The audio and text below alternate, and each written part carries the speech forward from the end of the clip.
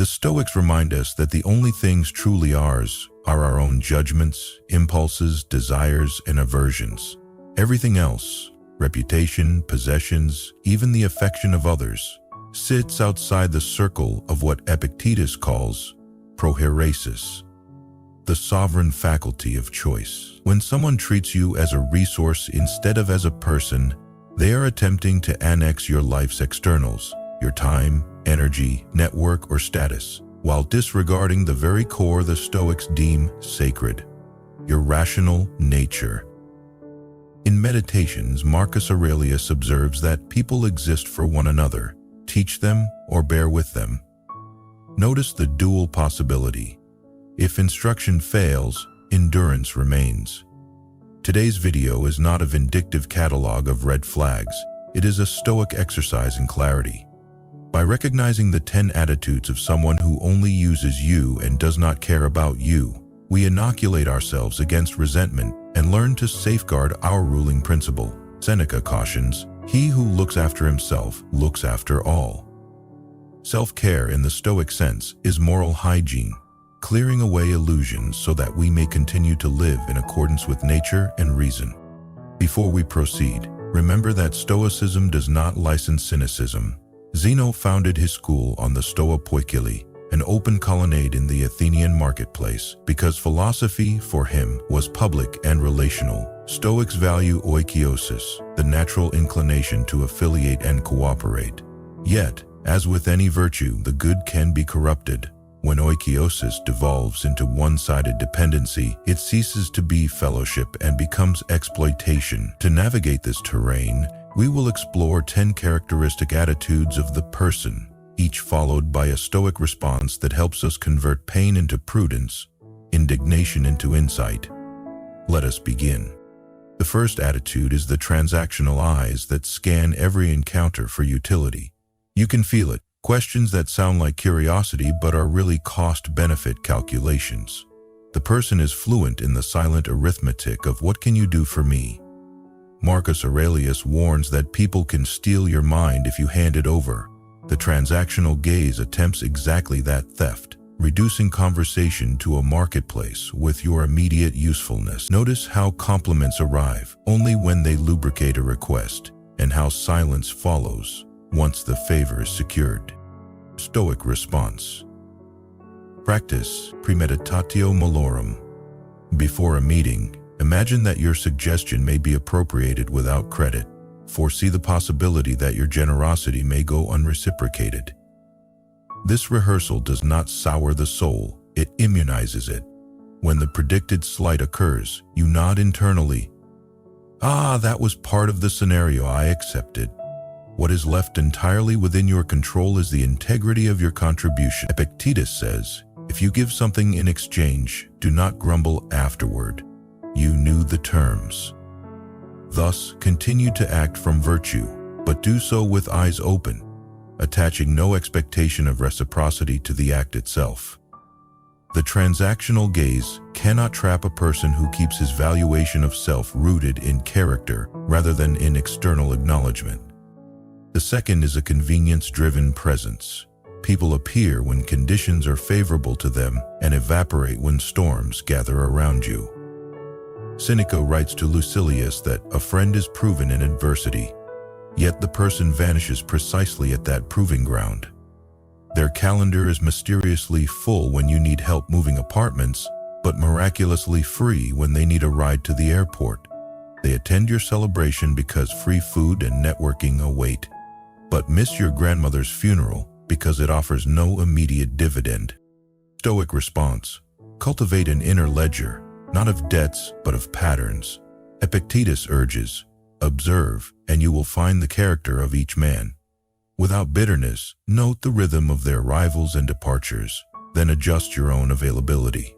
Stoicism does not demand that we martyr ourselves on the altar of politeness. Eukatreia, self-command, allows you to decline with serenity. You need not issue dramatic ultimatums. Simply align your presence with mutual goodwill rather than with one-sided convenience. In doing so, you embody the Aristotelian mean between servility and callousness. a balanced friendship in which favors flow reciprocally or not at all. The third sign is a person's strategic inflation of praise when you are useful, paired with abrupt silence or thinly veiled irritation when you seek honest feedback. Their compliments function like currency manipulation, flooding the market to devalue genuine commendation. As soon as your role shifts from asset to independent thinker, their enthusiasm deflates. Epictetus reminds us that applause is an external and thus indifferent to virtue. But indifference does not mean obliviousness. The Stoic keeps his ears open, noticing that inflated praise often conceals a vacuum of real concern. Stoic response: anchor your self-assessment in reasoned self-audit, not in applause metrics. Seneca advises nightly reflection. What bad habit have you cured today? What vice have you resisted? This private scoreboard renders external praise ornamental, incapable of distortion. When criticism is absent where it would be helpful, solicit it from wiser companions. Musonius Rufus maintains that correction is a gift. If a supposed ally withholds that gift, consider it a signal. They prize your compliance over your growth. Adjust expectations accordingly, and direct your developmental energies toward relationships grounded in candor. Fourth sign is emotional withholding. People ration empathy like a scarce commodity, offering microdoses only when it secures further access to your resources. They treat your emotional disclosures as raw data to be mined for leverage, not as invitations to mutual vulnerability. Marcus advises, be tolerant with others, strict with yourself. Tolerance here means lucid acceptance of others' limitations, not passive endurance of manipulation. The Stoic recognizes that emotional withholding is less about your worth and more about the other's incapacity for genuine connection. Stoic response: reinforce the boundary between disclosure and dependence. Share selectively, as a gardener prunes for health. Seneca extols tranquillitas, a mind unruffled by external fluctuation. By limiting emotional exposure to trustworthy interlocutors, you preserve tranquility without lapsing into isolation. Remember, vulnerability is virtuous only when offered to those capable of stewarding it responsibly. Epictetus bluntly states, "You are a sheep. Wolves will eat you if you keep company with wolves." The remedy is not to abandon gentleness, but to graze among those who also practice virtue. The fifth sign is when there is boundaries erosion. The person treats your boundaries as negotiable suggestions. Can you just becomes their refrain, each request nibbling away at your time or ethics. Zeno defined virtue as a smooth flow of life in accordance with nature. Boundary erosion introduces turbulence, knocking you off your course. The manipulator may cloak their incursions in humor. "Come on, don't be so uptight," or in guilt. "I thought you were a friend." Both tactics aim to override your rational assent. Stoic response: reassert ownership of the will. Epictetus compares the mind to a fortress, impregnable unless the gatekeeper, your faculty of choice, opens the door. Practice saying no as an affirmation of yes to higher commitments. Use the Stoic pause, a brief mental step back in which you ask, is this within the sphere of my duty and values? If not, decline courteously and firmly.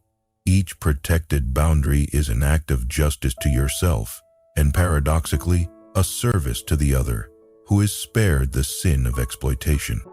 The sixth sign is selective transparency. People reveal only the information that maximizes their advantage. They omit costs, exaggerate benefits, and leave you to discover hidden clauses later. Seneca likens half-truths to poisoned wine, sweet on the tongue, deadly in the gut. In commerce and in friendship, selective transparency is intellectual dishonesty, a vice Stoicism abhors because it warps the shared rationality that binds the human community. Stoic response: employ the agoge of critical questioning. Like Socrates, probe definitions and premises. What exactly do you need? What are the constraints? Who else is involved? This is not paranoia, but philosophical due diligence. Marcus notes that the impediment to action advances action. What stands in the way becomes the way.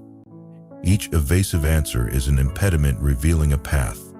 Either renegotiate with full data, or by insisting on clarity, you transform the conversation into an arena of truth rather than manipulation. Seventh sign is chronic indebtedness. Some people cultivate a perpetual ledger in which you are always in arrears.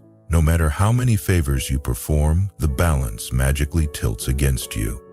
Cicero, though not a Stoic, warns in De Officiis that obligations must be mutual to avoid servitude. The person weaponizes gratitude, converting it into a yoke. After all I've done for you, they sigh, strategically ignoring that their earlier generosity was an investment aimed at future extraction. Stoic response. Redefine gratitude as an interior disposition, not a negotiable currency. Marcus urges himself to receive without pride, let go without attachment. If a gift comes freighted with strings, the Stoic treats it as a loan and repays promptly, severing the tether. When repayment is impossible, clarify the terms. I appreciate what you did, and I understand you may expect X in return.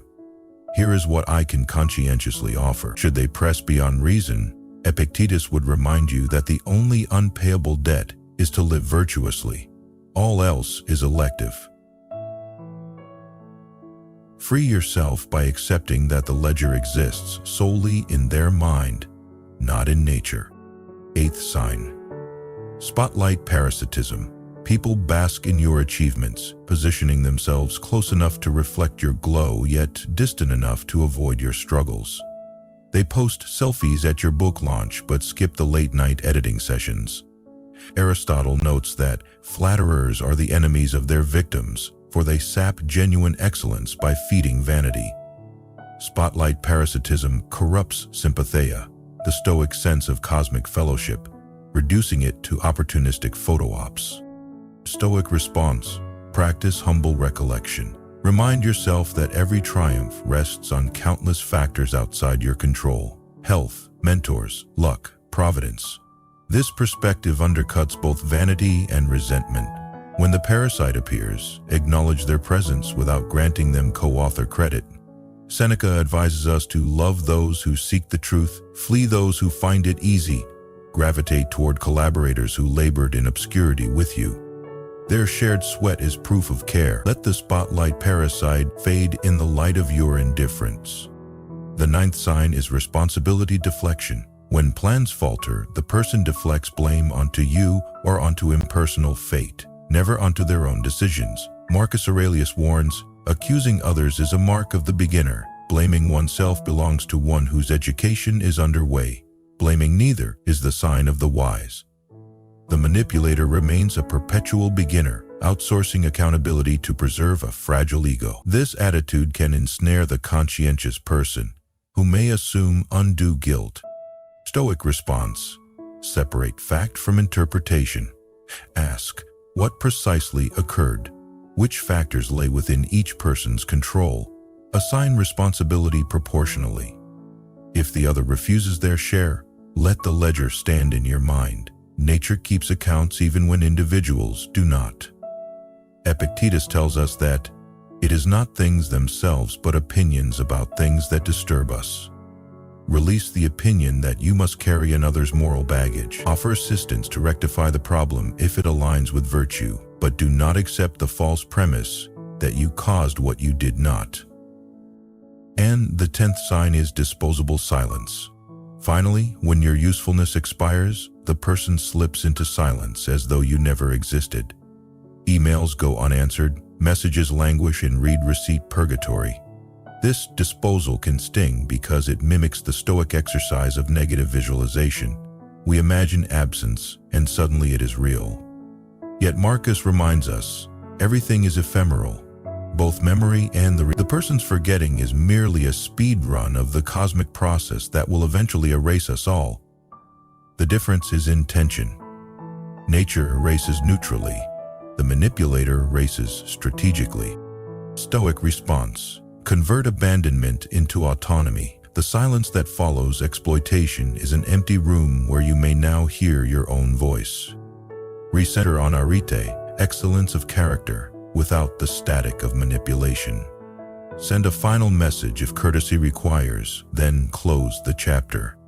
Seneca likens parting from a false friend to shedding a tight shoe. The first steps may feel strange, but circulation returns. Fill the reclaimed time with pursuits that align with reason and community. Study, service, contemplation. In doing so, you prove that their silence cannot mute your vocation. We have gone through 10 attitudes that signal when a relationship has drifted from fellowship to exploitation. These signs are transactional eyes, convenience-driven presence, praise inflation, emotional withholding, boundary erosion, selective transparency, chronic indebtedness, spotlight parasitism, responsibility deflection, and disposable silence. The Stoic response to each is neither naive trust nor bitter withdrawal, but lucid engagement grounded in the dichotomy of control. Marcus Aurelius wrote, "The mind adapts and converts to its own purposes, the obstacle to our acting." Each exploitive gesture, once recognized, becomes raw material for virtue. A chance to practice foresight, self-command, justice, courage, and practical wisdom. Remember, the person's behavior tells us more about their inner poverty than about our value. Epictetus advises, when someone treats you badly, remember, he acts from an impression that it is right to do so. It is not right, but he believes it. To resent him is to share his error. Instead, treat the encounter as a living seminar in moral philosophy.